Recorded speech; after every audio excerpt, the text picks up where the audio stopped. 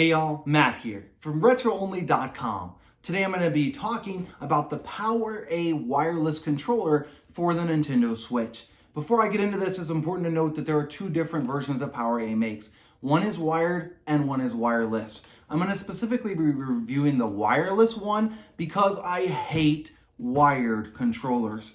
If you are considering buying a new controller for your Nintendo Switch, please don't buy wired.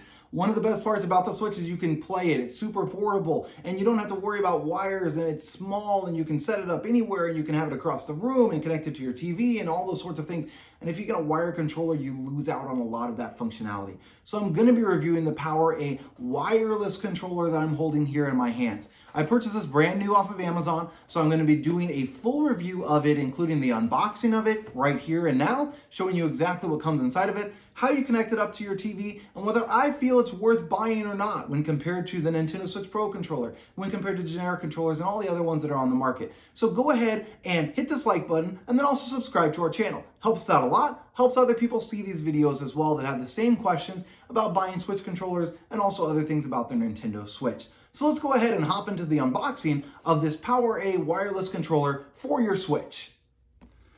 Alright, so when you have your PowerA wireless controller for your Switch, first thing you're going to do to need to open it up is you're going to need to grab a knife, screwdriver, scissors, something like that, and just pop off both of these two little plastic covers that you have here that are taped down. Once that's done, all you're going to simply do is pop it open right here from the top. And then once it's open, you're just going to slide right out the controller and everything that's in it. All right, so that's what it looks like right inside there. On the back behind here, it has your instructions, and then it also has the USB-C power cord as well.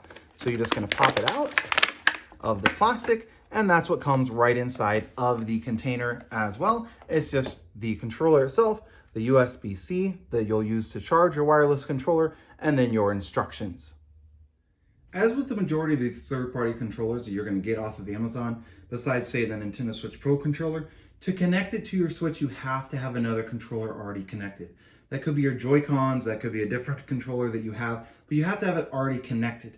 To connect this PowerA wireless controller to your Nintendo Switch, you simply go down here to Controllers, and then you go to Change Grip Order. While you're doing that, then all you'll do is on the PowerA, you will just hold the sync button down for approximately 3 seconds. As you can see there, that connected. The sync button on the PowerA controller is actually right on the back by the USB-C. Right there, you can see that little button. That's going to be your sync button on the PowerA wireless controller. So you simply hold that down for 2 to 3 seconds. When you let go, it will sync up to your Nintendo Switch. And as you can see here, it is now working on the Switch, and you can use it to play games and maneuver around on the Nintendo Switch dashboard and play with it like normal with this controller. One thing that's important to consider when you're comparing controllers is whether it is worth the cost. This PowerA wireless controller runs between $40 and $50 typically. Now, sometimes it can be less, sometimes it can be more, depending on what sales, those sorts of things. If you get it around the holiday times, they might run in deals, but that's about what you'll pay for this specific item and for this specific controller. Is it worth that or not is honestly up to you. It's a very personal decision to decide if this is the better one for you or not. One thing I'm not a huge fan of is honestly the way this front looks when compared to other controllers. It does have the chrome one, which I like when it's brand new. However, my fear would be that after many weeks, months of use, this chrome's going to start to look faded. You're going to have the black marks around it.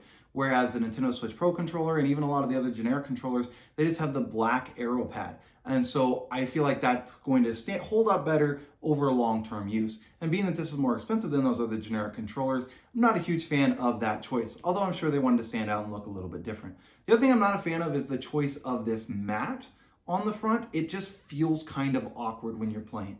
So if you're used to playing with the Joy-Cons that are really smooth, like the back of this is, honestly, it's really smooth. If you're used to that, then you go to this mat, it feels different.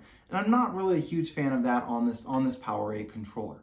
Again, that's just a personal preference. It's not a bad controller per se. I just don't like that. And if I'm going to be spending this kind of money, I want a controller that I'm going to be perfectly happy with. Another thing to think about with this PowerA controller is that on the front here, it has the little where there's 1, 2, 3, 4, which is similar to the Nintendo Switch Pro controller, but it's kind of hard to see when you're connecting, whether you're player 1, whether you're player 2. So that can be something to consider as well, whether you like this or not. The bottom sections here, the little handles where you're going to put your hands, is a little bit wider than what it is on the Joy-Cons for the regular Switch controller, or even the Nintendo Switch Pro is a little bit thinner as well. So if you have a little bit smaller hands, this isn't probably going to be the best choice for you either. Ultimately, you have to decide if this is the controller that you want to get or not. If you're interested in seeing which Switch controller I feel is personally the best, you have to check out this video right up here. I did a head-to-head comparison with 5 different Switch controllers, including the generic that's $15 to $20, all the way up to the Nintendo Switch Pro, which is $60. I did a review of drop tests. I did a full drop test of every single controller. I dropped over $250 worth of controllers off the edge of my balcony onto grass, onto wood, and onto concrete to see which one would survive and still work after going through that drop test. I also tested them out to see how far away from the Switch they would work, and did some other comparisons between them and gave my opinion on which one survived the best and which one I personally would buy. So you need to check out this video up here. Again, my name is Matt from RetroOnly.com. Hope this video has been helpful to you about the PowerA Wireless controller. Please remember to subscribe to our channel and also like this video. Have a great day.